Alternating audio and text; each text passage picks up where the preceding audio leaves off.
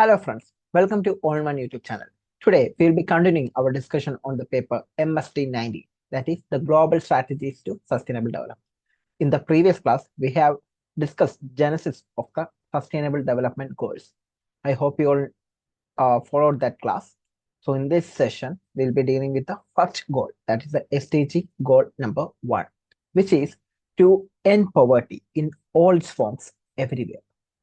Okay, to end poverty in all its forms from everywhere. That's the goal. Okay, so we have identified the major themes in the first session. So as per the themes, we'll be discussing our class. So here in this session, we'll be covering what are the major targets and indicators of SDG goal number 1, the importance of it, the challenges faced by achievement of India.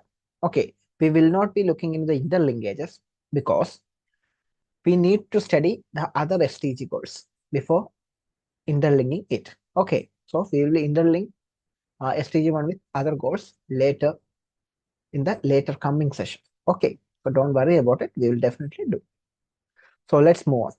So actually, here I will be discussing the parts of those answer I have prepared myself to write in the exam. Okay, this is the introduction. As you can see, this one is the introduction of my answer. So yeah, wait a second. This will be the introduction of my answer. So what I will be showing you through the slides is the answer that I am going to write in my exam. Okay, I have divided it into parts so that I can explain it to you easily. Okay, so the Sustainable Development Goal 1, end poverty in all its forms from everywhere.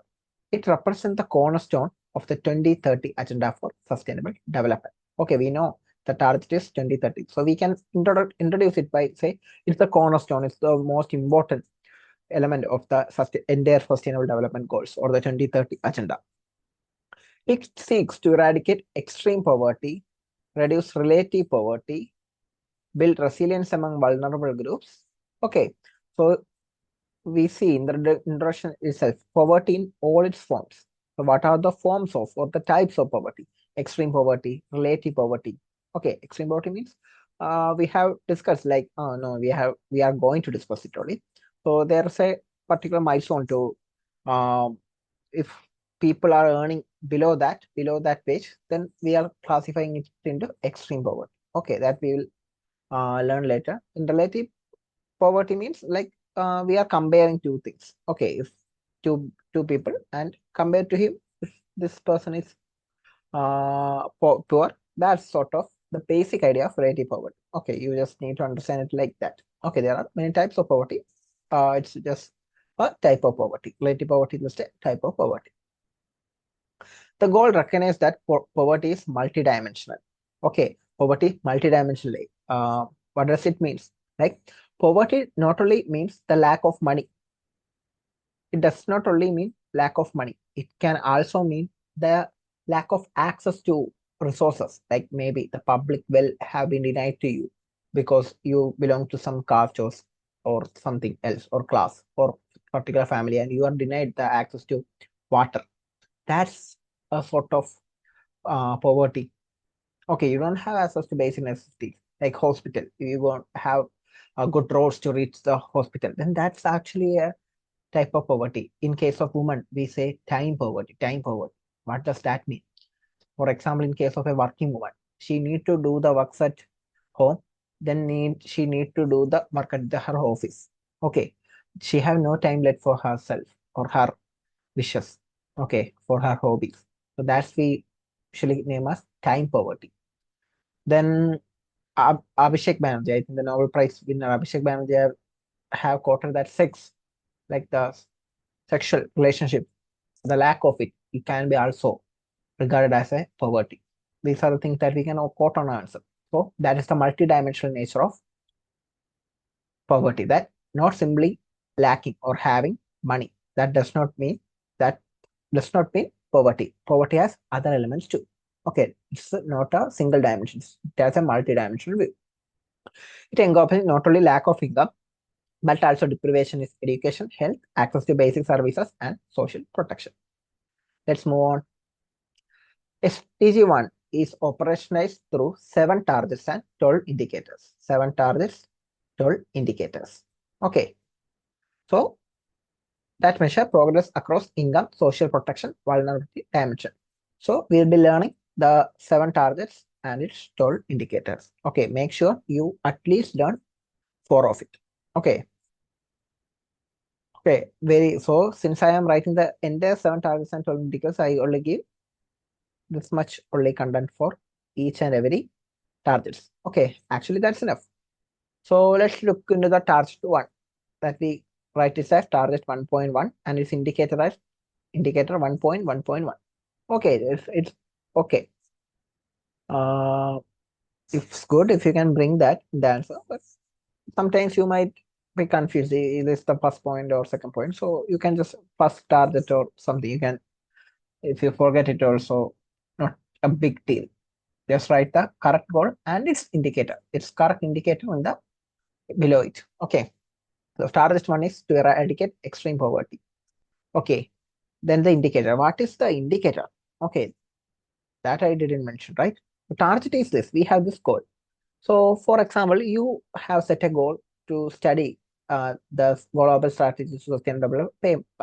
That your target. So, what are the indicators that will show you that you had studied this paper? It means it can mean the time you had given to the paper studying this paper. That is an indicator. The time and effort you put. Maybe the marks you scored. That can be an indicator. Okay, so that's what indicator means. Indicators show how well you have achieved the target. Okay, so we need to measure it. Okay, so if we say if you scored this below this mark, that means that you haven't put much effort or like you are not so good at it.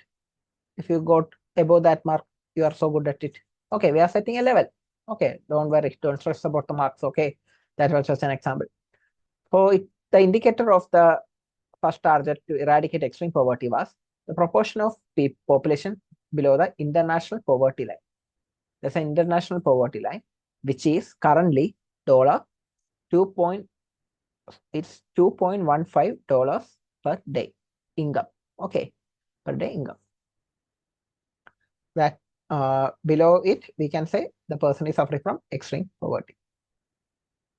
This indicator captures absolute poverty levels monitored globally by the World Bank. So World Bank has set this target and also National Statistics Agency. So this target, the line was set by World Bank, but we are measuring it.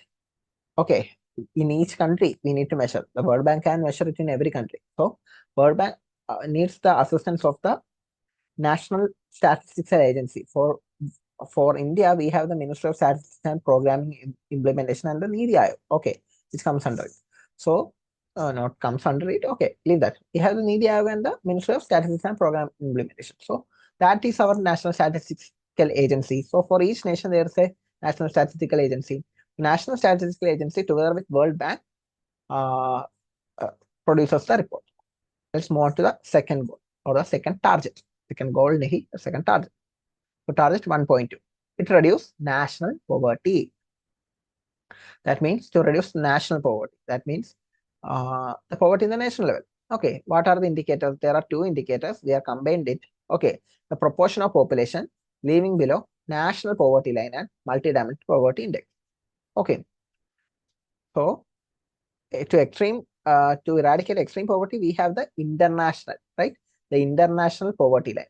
To reduce national poverty, we have the national poverty line as well as the multi-dimensional poverty index. Okay, which was actually done by the World Bank, but later the NITI Aayog, every nation, most nations have its own adjusted or what we say customized multi-dimensional poverty index. So the multi-dimensional poverty index and the national poverty lines will be act as indicators for the second target. These indicators reflect local thresholds, deprivations beyond income, such as health, education, and living standards. So the multi-dimensional poverty index measures not only income, but also the access to health, education, the living standards. Okay, we have hygienic situations or not. That's also measured by the multi-dimensional poverty indexes of various nations. Okay, the first target was eradicate extreme poverty indicator. What was the indicator? The 2.15 line, which is the international poverty line. So in the second target to reduce national poverty, we have national poverty lines, multidimensional poverty index. Okay, this measures a multidimensional view on poverty, health, education, living standards are measured through these indices. Then the third target 1.3, to implement social protection system, like social protection system through various schemes and institutions. We can do it, right? So how will we measure it? The proportion of population covered by social protection system. For example, we have the public distribution system, which means the government distributing free or low cost grains at very low cost through the ration shop. Okay, so how will we know that this system is successful or not? We can actually take the number of people enrolled in it, number of people getting the benefit out of it. Okay, so such an indicator can be used here, the proportion of people or the proportion of population covered by social protection system. This emphasizes universal coverage, including child benefits, maternity protection, pensions, etc. Okay, so this emphasizes the universal coverage. Okay, universal coverage, the proportion of population. It measures not only the percentage of population, but also various types. So in a country, there are small babies, very old grandmas and grandpas, middle ages, adults, children. Okay, everyone comes. So we will be measuring the proportion and the percentage of population.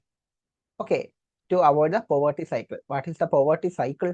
That's a concept we should be knowing. Okay, poverty cycle means a person is poor. So since he was born to a poor family, he doesn't get access to good education and all. So he have low skills and training, and he got a very menial job, low wages only. Then he got married and had children. The children again born to a very poor family. The children won't be able to access good education, health facilities, and living standards. So as part of that, they will again get menial jobs. When they get married, again the children will be poor, and this will cycle like this. This is the poverty cycle, or the vicious cycle of poverty. Okay, target 1.4. So here I think it's understood. Implement social protection system. So how to measure it? The proportion of population covered under it. Okay. Then the target 1.4. Equal access to economic resources and services. Equal access to economic resources and services. Equal access to economic resources and services. Economic resources, hey, banks, okay, banks, loans. Okay, we should be having equal access to these services and loans. How should we measure these? Measure whether these are achieved. We need indicators. For here, two indicators are used, which can be summed up at the proportion of population with access to basic services and secure rights to land. Secure tenure rights to land. Okay, so access to basic services, the proportion of people. Here also we are measuring through the proportion of people under have enjoying basic services and secure tenure rights to land. Why land is an important economic resource? Because we need to do some economic activity. Okay, where should we do it? We can do it in the air. We need a space, right? So that's why land is an important resource, economic resource we need. So many poor families will be doing subsistence farming. That is, they are producing rice or wheat or vegetables for their own consumption. Maybe there will not be surplus for sale. So land is a very important resource. Okay, these reflect empowerment through property rights, financial inclusion, access to clean energy, water, sanitation. Okay, that all we can say about this goal. Now let's move on to the next target. Next target is target 1.5. Build resilience to climate and economic shocks. Build resilience to climate and economic shocks. Okay, resilient climate and economic shocks. So economic slowdowns or economic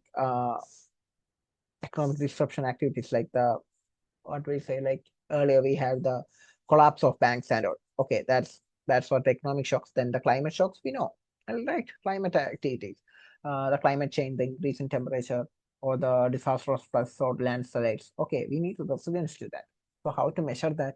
The indicator we have using 4 indicators. We don't need to write.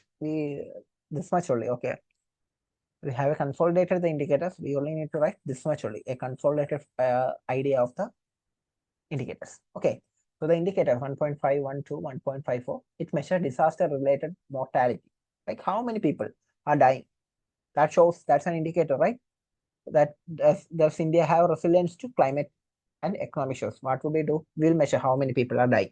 Is the data reducing year by year? That's a good idea. And the losses it causes, the economic losses. Okay, the climate activities also causes many losses, right? Okay, if the landslide had destroyed some major buildings, that's a loss for the government and the people. And the disaster risk reduction strategies, the disaster risk reduction strategy, what strategies we have. Okay, does we have resilient buildings and all? Okay, that comes the next point, the resilience building efforts. Okay, like the resilient building, if you have all the earthquakes of Japan, the Japan buildings are now not collapsing due to major earthquakes. Why? They have resilience, earthquake resilient infrastructure, because it has some sort of uh, it can absorb the shocks. Okay, and it won't collapse.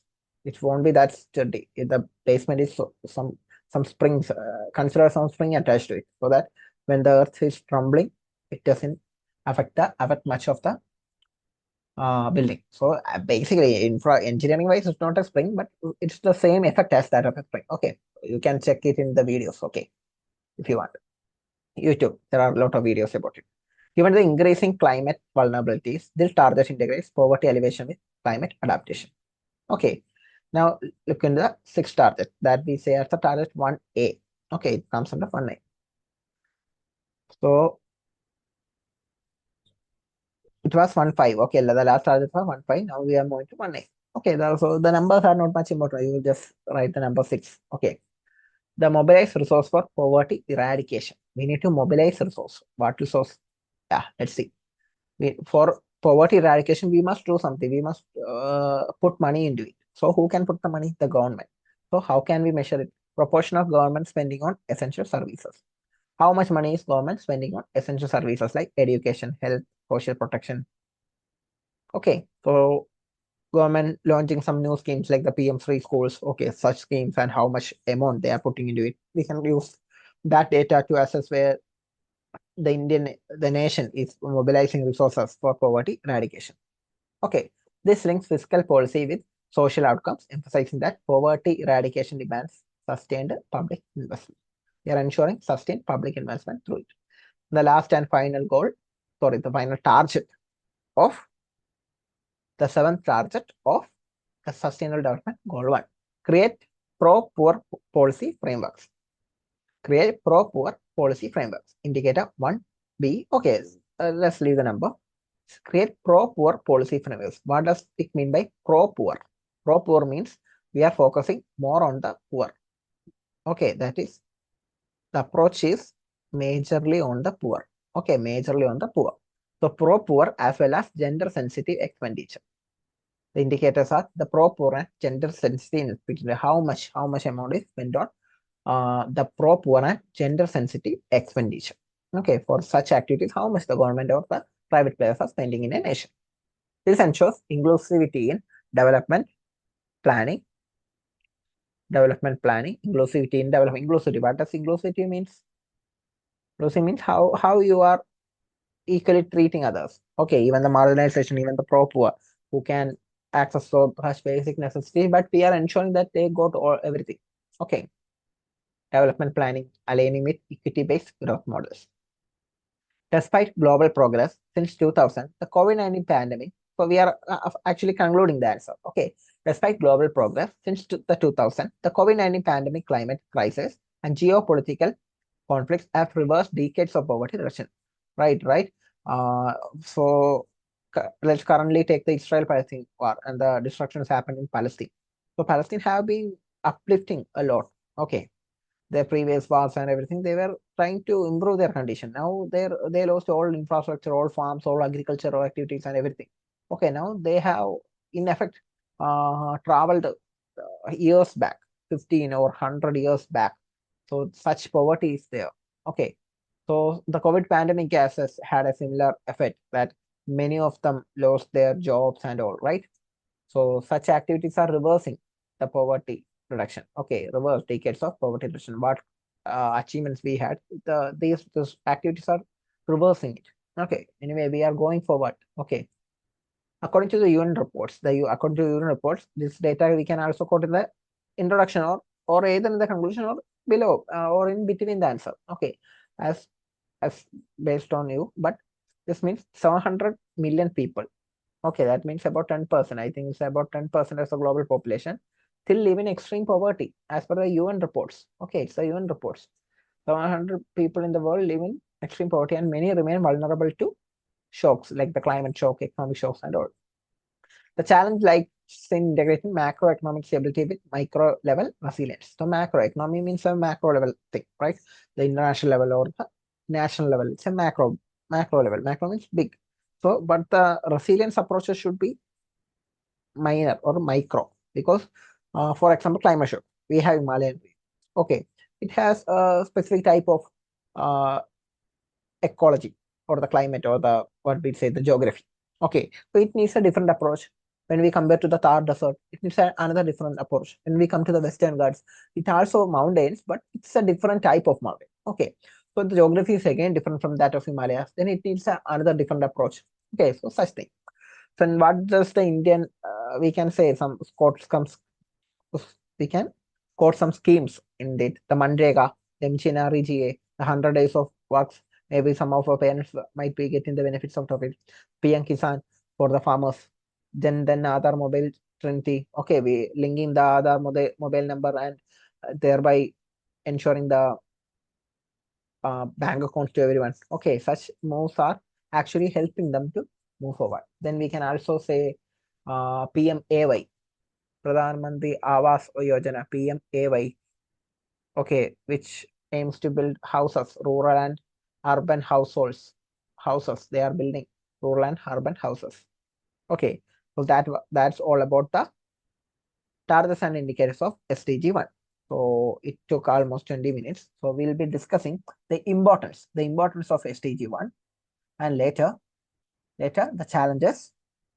Okay, in the coming session. So stay tuned and make sure you not miss this content. Okay, we'll be putting such short videos. Okay, I'm not going to like bulk the video. Okay, so thank you all for your support. Thank you and have a great day.